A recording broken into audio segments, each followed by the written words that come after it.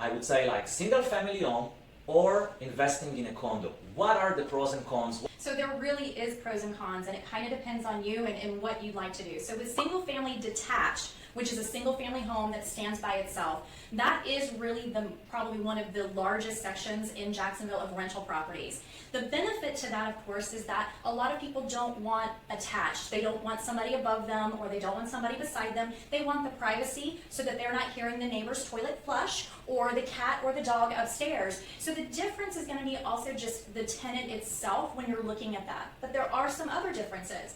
The single family does stand alone. If you're in a condo, and again, these are pros and cons, you have to make your choices. But if the upstairs neighbor, the upstairs owner's unit, has a bathroom leak and is now leaking into your ceiling, you now have an issue where you have to address the owner upstairs, and it's no longer you dealing with your insurance company or just a vendor. You're now going to be working with the condo association and that owner of that upstairs unit, or the side units, and that can sometimes be very timely and costly, and sometimes it's not worth it from that standpoint. However, there's other investors who have found that they really like the single family, they like the condo style, it keeps their tenants in check. There's somebody usually there, there's no lawn maintenance that they have to worry about, and so it's a little bit where they know that they can have eyes on that tenant without having eyes. Townhouses are other great single family attached. Townhouses, especially end units, are one of the hottest sellers, and it's hard to find them because they go fast, because end units usually rent for higher rents, which means you're going to buy it for a little bit higher of a price. But townhouses do tend to get rid of that aspect of somebody being upstairs.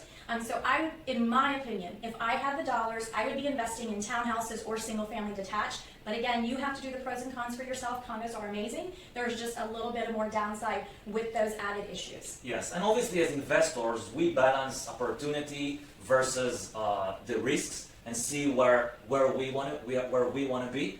And sometimes it might be the price of the product, and we can be in a good neighborhood for less dollars, for example. So by all means, we are not looking at it as this is a good thing and this is a bad thing, but giving you the perspective of the pros and cons for different types of investing. And I want to maybe do a follow-up on one thing that you've mentioned, the follow-up question, is the rental demand. So you mentioned, like, in terms of rental demand, we can see like people looking for maybe the single family home, maybe a bit more than compared to condo, correct? So you do, but the great thing about Jacksonville is we're huge, with a huge land mass, and we do have a very good population here. And you also have a lot of different demographic groups. So there are some that really enjoy that condo lifestyle. Again, for somebody who maybe doesn't want to have to worry about lawn care, doesn't have to worry about the exterior upkeep of things, they may like the condo because maybe the condo comes with a pool and an amenity center and a fitness center. Eventually, there is a market. So in the market, there is the price. And we're not operating in some sorts of, okay, we are the first one to do this thing. So the easiest thing to do, and we talked about it in principles in other videos. If you didn't watch, we recommend you to watch all our videos. Basically prompting property management, saying, hey, I think I'm considering to buy this product in this location, that layout. And they can give you an heads up. What can you expect in terms of the target tenant profile? You know what, in this area, for that product, you can expect to have the business professional, etc., etc.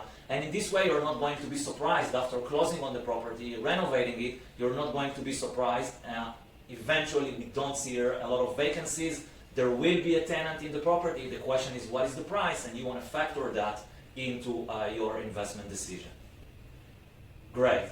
Any other thoughts about this topic, Angela? Not really. Just as you're searching through, it's funny. I found some investors just love townhouses, and some investors love condos, and some investors love HOAs. So it's almost as you're doing your homework and you're kind of, looking at things, sometimes it's a gut feeling and you just kind of dive into it and you see what works best for you.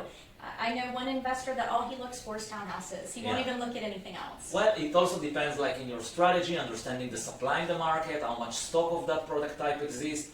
And for sure, if you have more questions regarding this topic, please do write in the comments. We want this video to be a resource for you. And we would love to answer any questions. If you enjoy our material, please do like and share. And stay tuned with us for other important videos about rental property investing. Thank you.